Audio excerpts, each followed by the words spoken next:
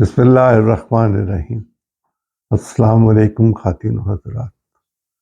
بات تو کچھ اور کرنا چاہتا تھا معیشت کے حوالے سے، لیکن ابھی چند لمحے پہلے یہ خبر آئی کہ الیکشن کمیشن نے 4-1 کے تناسب سے یہ فیصلہ کر دیا کہ پی ٹی آئی کی وہ خواتین جو سنی کونسل کے بینر تلے قومی اسمبلی کی رکن بننا چاہتی تھیں وہ اب نہیں بن سکتی۔ میں نے تو یہ بات تقریباً 1.25 مہینہ پہلے اسی طرح وی لاگ میں کہی تھی کہ پی ٹی آئی کی کوئی خاتون مخصوص نشست پر، یا وہ لوگ جو غیر مسلم ہیں وہ کسی نشست پر، مخصوص نشست پر کسی اسمبلی کا کسی طرح حصہ نہیں بن سکیں گے۔ آج اس پہ مہر لگ گئی۔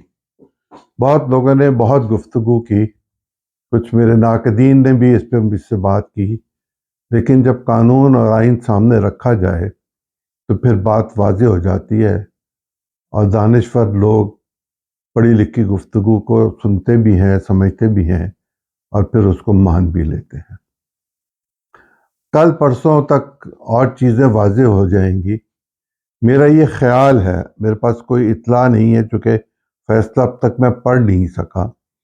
ممکن ہے کہ سنی کونسل کے ان تمام ارکان کو یہ کہہ دیا جائے کہ آپ انڈیپینڈنٹ ہیں، آپ انڈیپینڈنٹ ہی رہیں گے، اور اس کے نتیجے میں پھر لوگ اور ادھر ادھر چلے جائیں گے۔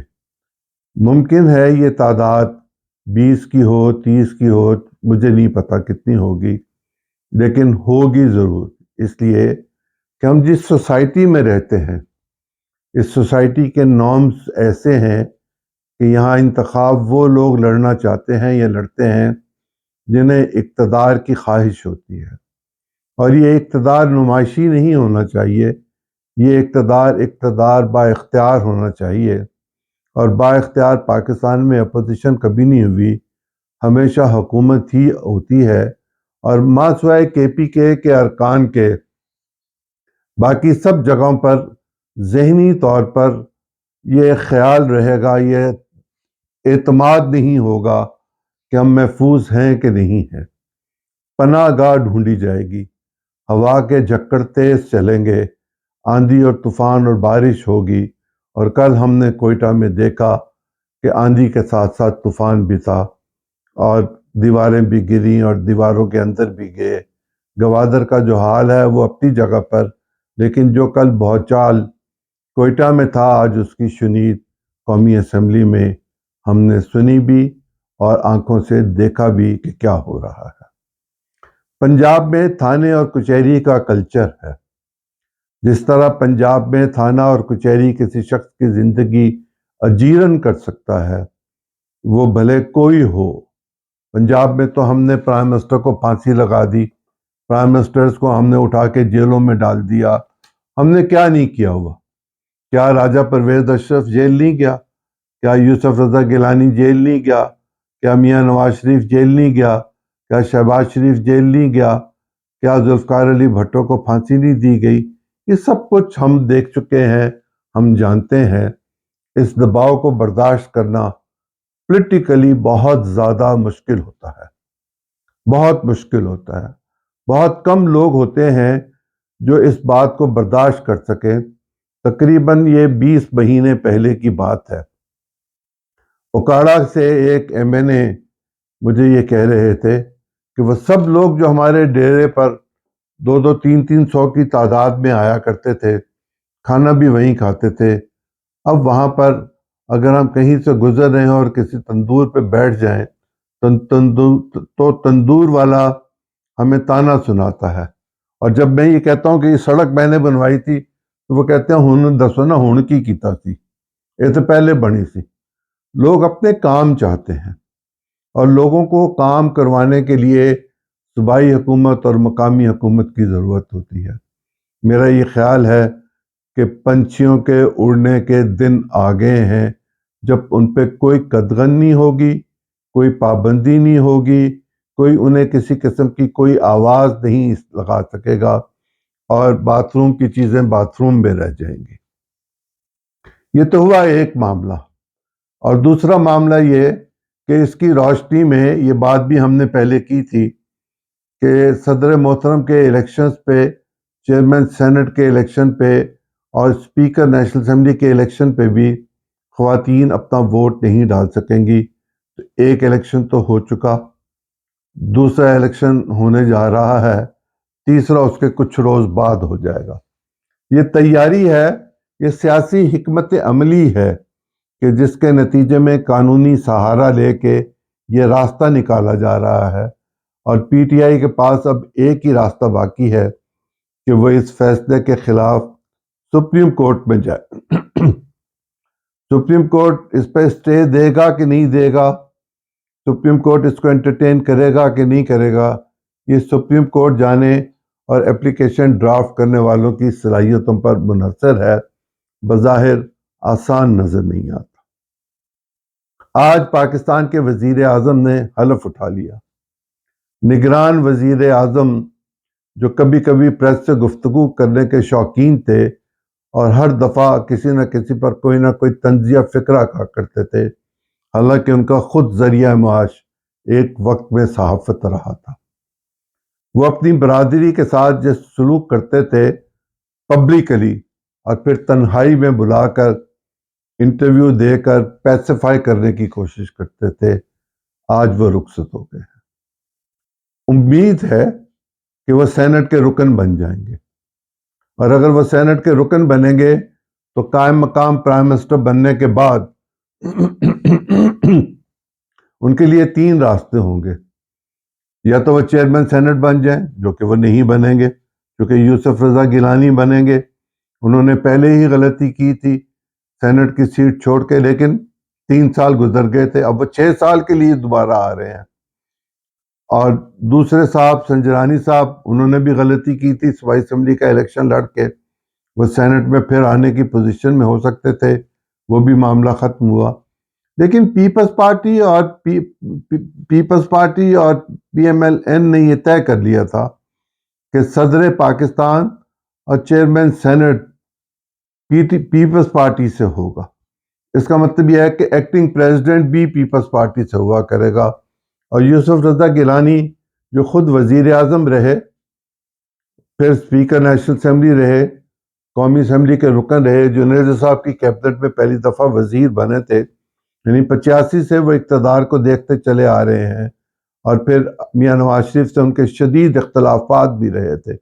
88 سے وہ پیپلز پارٹی سے وابستہ ہیں، جیل بھی کاٹی، اور اب اس جیل کاٹنے کے نتیجے میں جہاں وہ صدر بن رہے تھے وہاں صدر تو نہ بنے، وزیر اعظم ضرور بنے، اور اب چیئرمین سینٹ بننے جا رہے ہیں۔ ان کے ووٹوں کی تعداد بڑھ جائے گی، ڈپٹی اسپیکر کے ووٹوں کی تعداد بڑھ جائے گی، خود آصف زرداری صاحب کے ووٹوں کی تعداد بڑھ جائے گی۔ یہ تو ہوا ایک معاملہ۔ اس پہ واویلا کتنا کیا جائے گا اسمبلی میں، سینٹ میں تو شاید علی ظفر صاحب نے اس پر اپنا معافی ضمیر بیان کر دیا ہے، لیکن نہ کارخانے میں طوطی کی کون سنتا ہے، کوئی نہیں سنتا۔ اور ان کی بات سن کے کوئی کیا کرے گا، اور ان کو کیا جواب دیا جائے گا؟ یہ کہا جائے گا کہ اچھا ہاؤس کی کانسنٹ لے لیں۔ ہاؤس ان کے ساتھ نہیں ہے، ہاؤس کہیں اور ہے، اور ہاؤس کو قائم رکھنا، اس کو محفوظ رکھنا، بکھرے ہوئے ہاؤس کو، جبکہ آدھے لوگ جا رہے ہیں، اور اب تو آدھے سے زیادہ جا رہے ہیں، ان آدھوں میں سے بھی 10 اور چلے جائیں گے جو بچیں گے۔ اس حوالے سے سینٹ کا الیکشن بھی ضروری ہو گیا، اور اس میں ووٹوں کی گنتی بھی بڑھ جائے گی، سینیٹرز کی تعداد بھی بڑھ جائے گی۔ ممکن ہے، اس بات کا امکان اب مجھے نظر آتا ہے کہ آنے والے 2-4 مہینوں میں قومی اسمبلی اور سینٹ میں اس متحدہ حکومت کی یا اتحاد کی یا کولیشن کی یا حلیف جماعتوں کی 2/3 اکثریت ہو جائے، اور اگر 2/3 اکثریت ہو گئی تو کانسٹیٹیوشن میں کچھ نہ کچھ اور تبدیلیاں ضرور آئیں گی۔ میاں نواز شریف صاحب کی گجرانوالہ کی تقریر بھی ہمیں یاد رکھنی چاہیے، اور محمود خان اچکزئی کی گفتگو بھی ہمیں نہیں بھولنی چاہیے، عمران خان صاحب کا ایٹیٹیوڈ بھی ہمیں یاد رکھنا چاہیے، اور آصف زرداری صاحب کا یہ کہنا کہ ہم مستقل یہی ہیں، تم 3 سال کے لیے آئے ہو، یہ بھی یاد رکھنا چاہیے۔ ایسے حالات میں کیا ہوگا 2-4 دن میں آپ کے سامنے رکھ دوں گا، لیکن جو میں بات آج کرنا چاہتا تھا وہ یہ تھی کہ اقتدار مکمل تبدیل ہو گیا، وزیر اعظم چیف ایگزیکٹو پاکستان کا نیا آ گیا، اب امتحان شروع ہو گیا۔ اب یہاں کوئی ہنی مون کے دن نہیں ہے، قطعاً ہنی مون کے دن نہیں ملیں گے۔ یہاں سر منڈواتے ہی اولے پڑیں گے اور شروع ہو چکے ہوں گے۔ یہی پہلا ہوگا، کل دوسرا کچھ اور آ جائے گا، یہ روز ہوگا۔ روز اسمبلی میں ہنگامہ ہوگا، روز اسمبلی میں چیخ و پکار ہوگی، روز اسمبلی میں بائیکاٹ ہوگا، اور ممکن ہے بات اس سے آگے چلی جائے۔ یہ جو گنڈا پور صاحب نے تقریر کی پشاور میں، اور تقریباً اعلان بغاوت کے قریب تقریر کی، انہوں نے ریاست کو بھی للکارا۔ اب کیا وہ پنجاب کی یا اسلام آباد کی یا باقی جگہوں کی حدود میں محفوظ ہوں گے یا ان کو گرفتار کر لیا جائے گا؟ یہ گرفتاری اس طرح اتنی آسان نہیں ہوگی، لیکن کوئی نہ کوئی راستہ، کوئی نہ کوئی دانشور نکال کے ضرور دے گا۔ شریف الدین پیرزادہ مر گیا، لیکن روح تو یہی بھٹک رہی ہے نا، تو کوئی نہ کوئی ہمیں بتا دے گا کہ کیا کیا جائے۔ اور اگر ویسا کیا جائے گا تو پھر کم از کم گورنر راج تو لگ ہی سکتا ہے کسی بھی صورت پہ بھی، کوئی بھی صورت ہو، آج ہو، کل ہو، 6 مہینے میں ہو، بات جانی وہی ہے۔ کیوں جانی ہے؟ اس لیے کہ بجٹ کے دن آ گئے ہیں، پیسے نہیں ہیں۔ کل وزیر اعظم نے بتا دیا کہ ہم سرکاری ملازمین کو جو تنخواہ دیتے ہیں وہ بھی ہم قرض پہ دیتے ہیں۔ ہمیں کوئی کتنا قرض دے گا؟ لوگ منہ موڑ لیتے ہیں جب ہم قرض مانگتے ہیں، بار بار لوگ انکار کر دیتے ہیں۔ یہ تو ریاستوں کی بات ہے، ریاستوں نے تو ہمیں قرض دینا بند کر دیا۔ جب ہم اب ریاستی اداروں سے قرض مانگتے ہیں یا ریاست کے بینکوں سے، کسی دوسرے ریاست کے بینکوں سے یا کمرشل بینکوں سے قرض مانگتے ہیں، تو ان کی شرح سود زیادہ ہوتی ہے۔ روس جیسا ملک جو امریکہ کو آنکھیں دکھاتا تھا اور امریکہ اس سے ڈرتا تھا، وہ اس لیے نہیں ٹوٹا کہ اس کے پاس ایٹم بم زیادہ آ گئے تھے، اس کے پاس میزائل بہت تھے، یا اس کو امریکہ نے شکست دے دی تھی۔ وہ اپنے انٹرنل اکنامک کنڈیشنز کی وجہ سے ٹوٹا تھا۔ وہ اپنی معیشت کا بوجھ اٹھانے سے قاصر ہو گیا تھا۔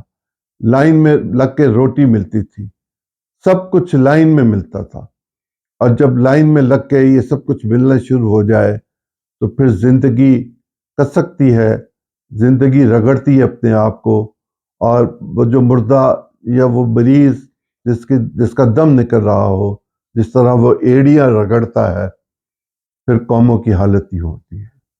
قوموں کے زوال کے طریقہ کار بہت کتابوں میں لکھے ہوئے ہیں، لیکن اللہ تعالیٰ کا بھی ایک نظام ہے کہ جب حد سے بڑھ جاتے ہیں تو پھر قومیں تباہ ہو جاتی ہیں۔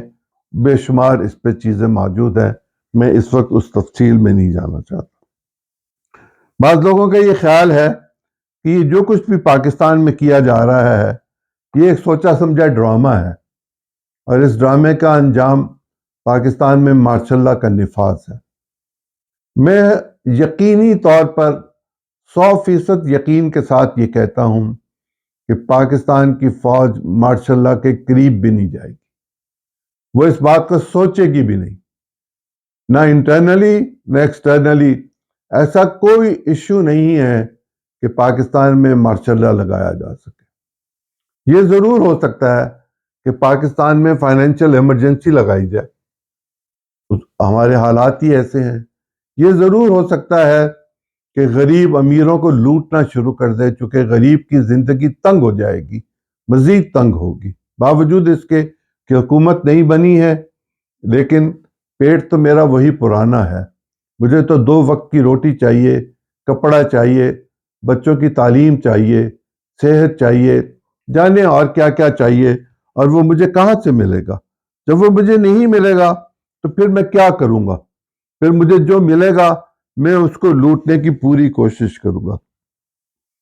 ایسے حالات میں پاکستان میں وہ بھی عوامل موجود ہیں جو یہ چاہتے ہیں کہ ہم ایک جہاد کا اعلان کریں اور انڈیا کو فتح کر لیں۔ انڈیا کی اکانومی ہم سے کتنی بڑی ہے اس کا کوئی تصور نہیں کیا جا سکتا۔ ہم چونکہ اس طرح پڑھتے نہیں ہیں اور ہمارے ہاں انڈیا کو ایز سبجیکٹ پڑھایا نہیں جاتا ٹھیک طرح سے، ہمارے پاس پوری انفارمیشن نہیں ہوتی۔ ہمارے پاس اخبارات میں خوش آمدی بیانوں کے علاوہ خبر تو ملتی نہیں ہے۔ خبر ملنے کے دن تو چلے گئے ہوئے ہیں۔ یہاں شام کو ٹی وی پہ خوش آمد سن لیں، اخبار میں وہی خوش آمد صبح پڑھ لیں، ایک ہی بات ہے، ایک ہی طریقہ ہے اور ایک ہی طرح کے مالکان ہیں، اس لیے خبر تو آپ کو نہیں ملے گی۔ وہ جو کہا جاتا تھا کہ کشمیر ہماری شارک ہے، یقیناً شارک ہے، لیکن یہ ذرا مجھے کوئی بتا دے کہ پچھلے کتنے سال سے کشمیر کے معاملے پر ہم نے کوئی ایسا اقدام اٹھایا ہو کہ جس پہ انڈیا سیخ پا ہوا ہو۔ جب انڈیا کے ہاتھ سے کشمیر نکلے گا تو اسے تکلیف ہوگی اور وہ سرکے گا، وہ تڑپے گا، وہ بات کرے گا، وہ شور مچائے گا، وہ کوئی حرکت کرے گا۔ کوئی حرکت ایسی نہیں ہو رہی، تو اس کا مطلب یہ ہے کہ ہم نے کشمیر کے حوالے سے اپنی پالیسیز کو شاید ابھی ڈھانپ دیا ہے، روک دیا ہے، حد لگا دی ہے، قدغن لگا دی ہے۔ لیکن کیا کشمیر کے بغیر ہمارے پاس پانی ہوگا؟ نہیں حضور، پانی نہیں ہوگا۔ یہ جو کپاس، زراعت، چاول، گندم، گنا، آٹا، یہ سب کچھ جو ہمیں ملتا ہے، ہم نے اس کو بھی امپورٹ کرنا شروع کر دیا ہوا ہے۔ ہم ایک مارکیٹ اکانومی کی طرف چلے گئے ہوئے ہیں، اور یہ ایسی مارکیٹ اکانومی ہے جس میں ہم ایکسپورٹ کرنے کو تیار نہیں۔ ہم ایکسپورٹ خاک کریں گے جب 80 روپے کا یونٹ ہوگا اور دوسری طرف 3 روپے کا یونٹ ہوگا، تو ہماری کاسٹ کیا ہوگی، ہماری لاگت کتنی آئے گی؟ اس لاگت کو کم کرنے کے لیے ہمیں بجلی کے وہ منصوبے شروع کرنے ہیں جن کے نتیجے میں بجلی کی قیمت کم ہو، لیکن یہ جو 80 روپے سے 3 روپے لانا ہے، اس کے لیے 50 سال چاہیے، اس سے کم پہ نہیں آئے گی۔ اور وہ لوگ جو بہت شور مچاتے ہیں کہ ہم نے بجلی کے کارخانے لگا دیے، کوئی ان سے پوچھ کے بتائے کہ یہ پیسے کہاں سے آئے تھے، یہ قرض کن شرائط پہ لیا تھا، یہ کارخانے کن شرائط پہ لگے تھے، ان کی کیپیسٹی کا آڈٹ کرنے کے لیے کس نے کہا تھا؟ کوئی کیا تھا؟ ان کی ہیٹ کیپیسٹی کا کسی نے کہا تھا؟ کیا کسی نے کہا تھا کہ روپوں میں پیسے دینے کی بجائے ڈالرز میں دو؟ تب ڈالر 27 روپے کا تھا، اب ڈالر 380 روپے کا ہے۔ تو یہ پیسے کہاں سے جاتے ہیں؟ یہ آپ کے اور میری جیب سے جاتے ہیں، اور ہم کب تک دے سکیں گے؟ نہ ہماری تنخواہ بڑھتی ہے، نہ ہمیں سہولت ملتی ہے، نہ ہمیں انجیکشن لگانے کو ملتا ہے، نہ ٹیبلٹ ملتی ہے۔ ایسے میں ہم کیا کریں گے؟ ایسے میں ہم صرف فساد کریں گے۔ اور کیوں کریں گے؟ اس لیے کہ ہمیں سہولت چاہیے، ہم سے وفاداری مانگی جاتی ہے۔ وفاداری جب مجھ سے مانگی جاتی ہے تو میرا حق بھی دینا ہوتا ہے۔ یک طرفہ طور پر میں غلامی کی زندگی نہیں گزار سکتا، مجھے میرا حق چاہیے، اور مجھے میرے حق لینے کے لیے کیا طریقہ اختیار کیا جائے گا؟ کیا میں ریاست سے لڑوں گا؟ نہیں، میں ریاست سے نہیں لڑوں گا، میں ووٹ کے ذریعے انتقام لوں گا آپ سے۔ اور کیوں لوں گا اور کیسے لوں گا، اس کی ایک مثال تو میرے سامنے 8 فروری کی موجود ہے۔ پورے کا پورا باورچی خانہ مختلف لوگوں کو ہم نے نشان دے دیا، کسی کو پیالہ دے دیا، کسی کو ڈوئی دے دی، کسی کو توا دے دیا، کسی کو چمٹا دے دیا، کسی کو جوتا دے دیا، جانے کیا کیا دے دیا، فاختہ دے دی، ABCDEF دے دی۔ ہم نے وہ طریقہ کار اختیار کیا کہ کمال ہوا۔ ایک ہی شخص جو صوبائی اور قومی اسمبلی پہ انتخاب لڑ رہا تھا، اس کو بھی ہم نے 2 الگ الگ نشان دیے، ایک ہی حلقے میں، ایک ہی جگہ پہ صوبائی اور قومی اسمبلی میں۔ یہ کوئی طرز حکومت نہیں ہے، لیکن یہ پاکستان کے بے وقوف لوگ، یہ کتنے بے وقوف ہیں کہ انہوں نے پھر ڈھونڈ لیا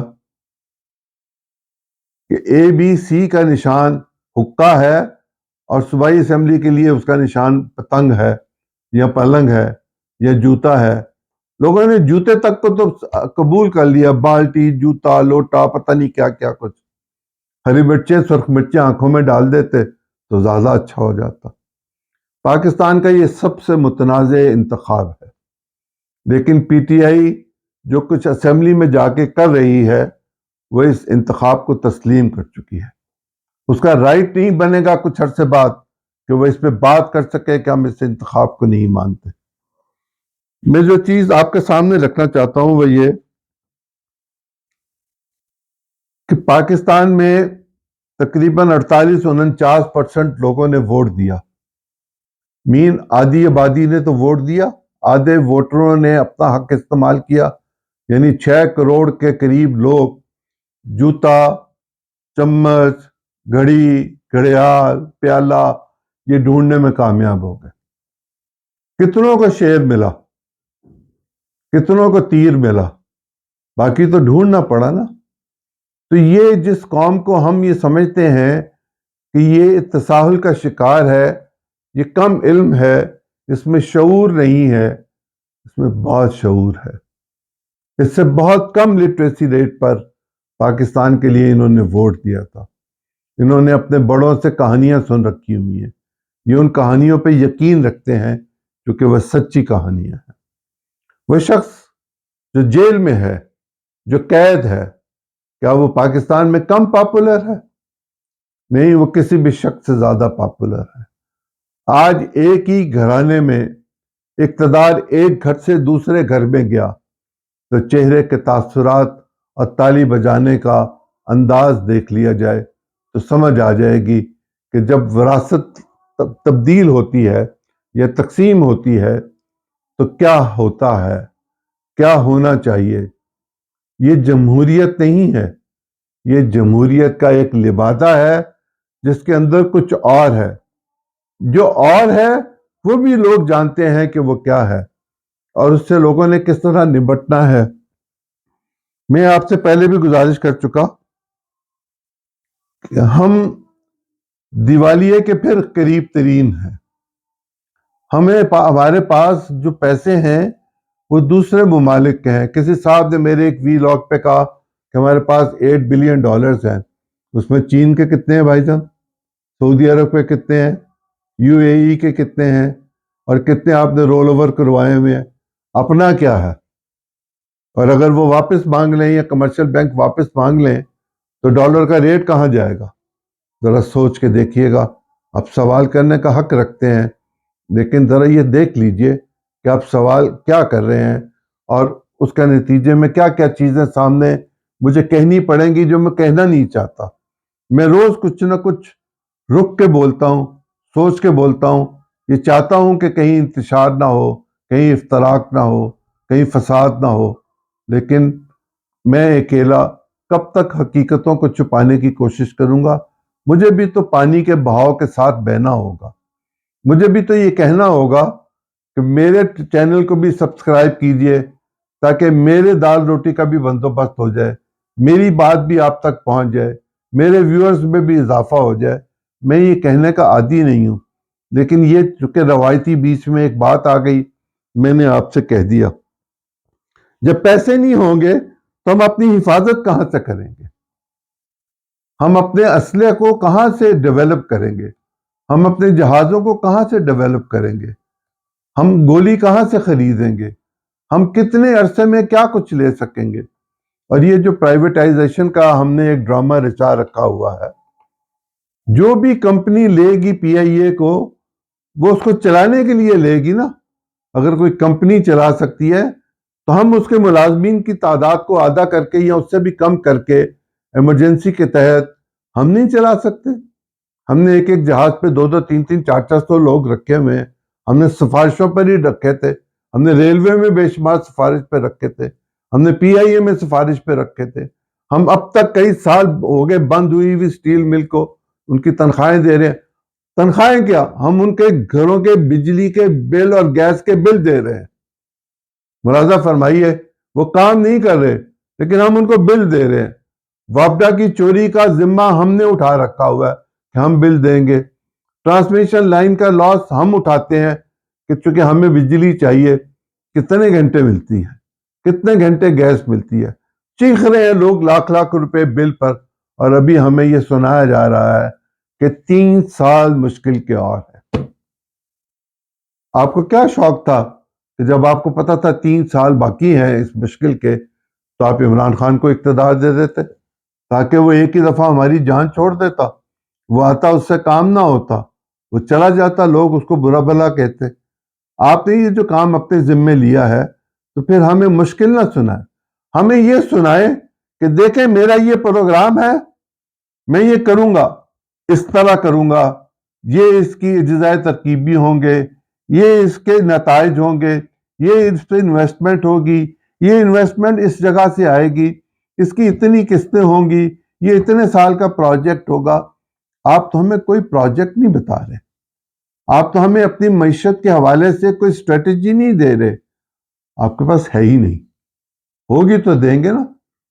وہ جو عقل کل تھے وزیر آپ کے، جو ہمیں آئی ایم ایف سے جرمانہ کروا کے دے چکے ہوئے ہیں، ان کو آپ ایک دفعہ پھر لگا دیں تاکہ جو کل تباہی ہونی ہے وہ آج ہو جائے، کیونکہ وہ رشتہ دار ہیں۔ اب تک تو رشتہ دار ہی دیکھے جا رہے ہیں، اب تک تو رشتہ داری سے ہم باہر نہیں نکل چکے ہوئے۔ اگر ہمیں زندہ رہنا ہے تو ہمیں کچھ مذاق بند کرنے پڑیں گے۔ ہم نے 1990 کی دہائی میں تقریباً 100 کے قریب مختلف سرکاری اداروں کو نجی شعبے کے حوالے کیا تھا، بالکل کیا تھا، پیسے بھی ملے تھے۔ وہ کہاں ہیں؟ ان کی پروڈکشن کیا ہو رہی ہے؟ کوئی مجھے بتا سکتا ہے؟ میں کسی دوست سے یہ سوال کروں گا کہ اسمبلی میں مجھے پتہ کر دے، اسمبلی میں سوال کر کے کہ کون کس کس کو دیے تھے، کتنے پیسے دیے تھے، کتنی قسطیں تھیں، کتنی قسطیں معاف کر دی گئیں، وہاں سے کیا پروڈکشن ہو رہی ہے، کتنا انکم ٹیکس دیا جا رہا ہے، کتنا سیلز ٹیکس ہے، کتنی ایکسائز ڈیوٹی ہے، اور اس کے بعد اگر ایسا ہے تو اس کی جو بیلنس شیٹ ہے وہ اب کیا کہہ رہی ہے۔ تو یہ پتہ چلے گا کہ انہوں نے اس کارخانے کو یا اس ادارے کو 6 7 8 مہینے میں بند کر دیا تھا، کیونکہ اس کے ساتھ قیمتی زمین تھی، اور اس قیمتی زمین پر ہم نے ہاؤسنگ سکیم بنا دی۔ ہمارا تمام زور ہاؤسنگ سکیمز پر ہے، اس لیے کہ اس میں وہ پنجابی میں کہتے ہیں اولا ہے، اس میں آپ کچھ چیزیں چھپا سکتے ہیں، لیکن قوم کی آنکھیں اور قوم کی نظریں عقاب جیسی ہو چکی ہوئی ہیں، اب یہ کبوتر نہیں ہے۔ اب اگر ننکانہ صاحب کے چک 14 میں کسی شخص کو یہ پتا تھا کہ مجھے چاند کو ووٹ ڈالنا ہے، پتیلی کو ووٹ ڈالنا ہے، توے کو ووٹ ڈالنا ہے، تو اس کو یہ بھی پتا ہوگا کہ مجھے کھانے کے لیے، وسائل پیدا کرنے کے لیے کس جگہ پر کتنا دباؤ ڈالنا ہے۔ میں اللہ تعالیٰ سے پناہ مانگتا ہوں، میں خدا سے دعا کرتا ہوں کہ اللہ کرے کہ ایسا وقت نہ آئے کہ پاکستان میں انارکی ہو۔ اور انارکی ہوتی ویسے کیا ہے؟ جو کچھ کے پی کے میں ہو رہا ہے، جس طرح وہاں لا انفورسنگ ایجنسیز کے لوگوں کو بدماش اور وہ دہشت گرد آ کے مار جاتے ہیں، جس طرح بچیوں کے ساتھ زیادتی ہوتی ہے، جس طرح سڑک پہ کوئی محفوظ نہیں ہے، پاکستان میں ہی کوئی محفوظ نہیں ہے، پاکستان کا برین ڈرین ہو رہا ہے۔ میں آپ کو سچی بات بتاؤں، مجھے اس بات کا افسوس ہے کہ میں نے اپنے بچوں کو باہر پڑھایا اور ان کو پاکستان میں رکھ لیا۔